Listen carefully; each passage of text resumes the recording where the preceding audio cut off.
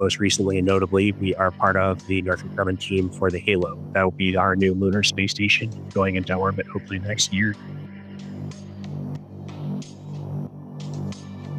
My name is James Schuler. I'm the Director of Operations here at Paragon Space Development Corporation, and we are based out of Tucson, Arizona. Paragon Space, we manufacture, develop, and design life support and thermal control management systems for manned spaceflight missions. Just over 32 years now. We are partnered with NASA on quite a few different projects, some SBIRs, some IRADs, research and development type work. And most recently and notably, we are part of the Northrop Grumman team for the HALO. That will be our new lunar space station going into orbit hopefully next year. So part of manned spaceflight includes keeping astronauts not only alive, but also comfortable. Probably our claim to fame here at Paragon, and one of the things we're best known for is our urine recapture technology. So currently on the International Space Station, we have our brine processing assembly, which recaptures 98% of water from urine on station for potable uses later on downstream. The dirty job, somebody's got to do it. Anything from custom extrusions to billets to massive plate jobs. We have, some GR Type 510 gantry mills here we use for our radiators. So big, open, flat-ended gantry style mills. Those are just a massive footprint. So being able to just quickly wait for a quick roughing path that's going to come in, or even just popping in a bunch of holes. The capability of doing that rapidly, setting the parameters, doing it once, and then repeating that throughout the software has just been fantastic. Before CAMAssist, it was fixturing. That was a huge bottleneck for us. We can program the parts and we can get them done. How are we going to hold on to it through production? As we're making 500, 600, 700 parts every quarter, but we're making 3. Low quantities, but high mix and a very tight, very precision parts, and the constant ebb and flow and change of those as well. So how do you manage and track all that? It's been a very big challenge and a bottleneck for us in the past. So we started using CAMAssist about a year ago now. So we're coming up on our birthday with the software.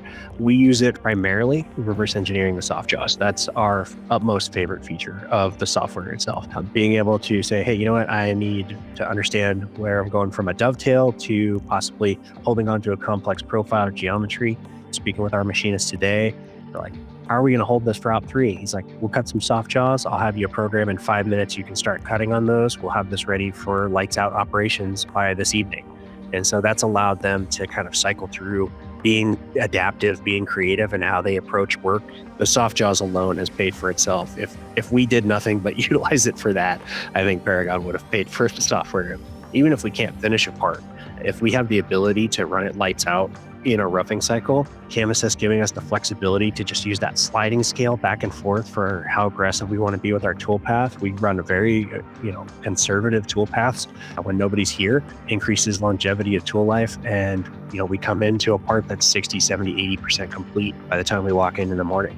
It's definitely allowed us to increase throughput. So I don't have guys sitting there watching a spindle turn for 2-3 hour cycle times. They're happy to say, okay, I've touched off my tools, nothing crashed. I can set a timer knowing this is going to run for 30, 40 minutes, come back, and I feel confident in the tool path and what I've generated out of the software. Confidence is a huge boost. I think the guys over time have started to really trust it. There are some nuance to it. You're not going to blindly just agree to it. But at the end of the day, we kind of knew going into this what it was. It was a tool in our belt in tandem with our other tools that we have. And we figured out a way to work it into our process flow that has helped us optimize and made us more effective. For us, it's been about 40 to 50% efficiency gained back in our day-to-day. And that's in a high mix, low volume type environment. So I'd say that's fairly impressive considering we have one programmer feeding 6 machines. If you're a small shop and you're looking to scale yourself as a solo programmer, or even utilize it as kind of some training wheels for those that don't have necessarily the experience, but you need to kind of help your programming department get a little pep in their step. I think there's some opportunities for people, but they have to be willing to try new things. And I think, we in operations and manufacturing, we get stuck in our ways sometimes. So it's going to be breaking that mold. That's going to be the challenge, I think, with AI in manufacturing, not just CAMAssist, but across for global adoption.